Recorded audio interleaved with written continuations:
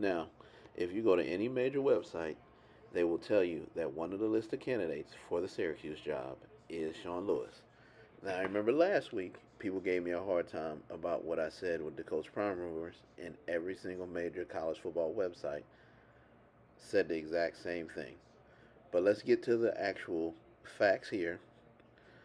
Jason Candle, Bronco Mendenhall, Doug Marone, Tony White, Al Golden, and Sean Lewis are among the early candidates to replace Dino Babers at Syracuse. Now, let's talk about the Syracuse job. And I don't know if anybody has been to Syracuse, but like I said before, a lot of y'all have heard about my channel more since I've covered Coach Prime in Colorado Buffaloes, but I'm actually a person who's a real college football head, and I've been to all these towns.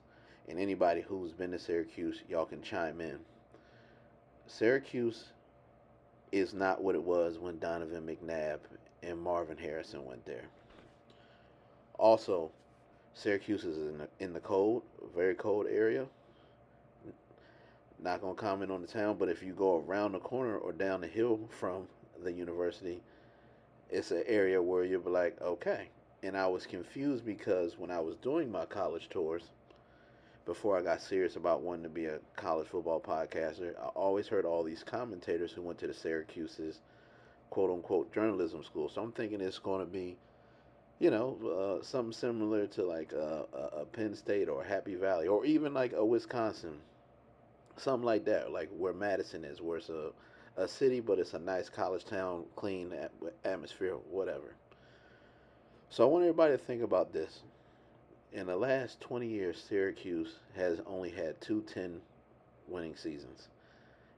And one of them was under Babers, and he had a top 25 finish. Also, he, quote, said, everybody around here has to get serious because if we want to compete, we're going to lose everybody to the transfer portal because they can pay more.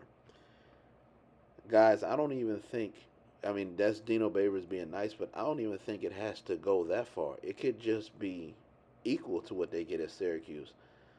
So if, for example, if you go to like just a Division I school like Coastal Carolina, it's a non-power 5, but it's in a beautiful place, beautiful atmosphere. You're not sharing facilities with the basketball team, and basketball is always number one in Syracuse. And you got to split the Carrier Dome. If you just go to somewhere simple like that, you like, man, this is beautiful, beautiful weather. I get the same amount of money. Why would I be up here in the freezing cold?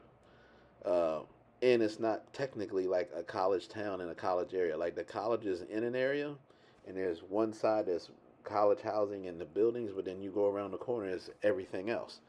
So I think for what Dino Babers had, he did a great job at Syracuse.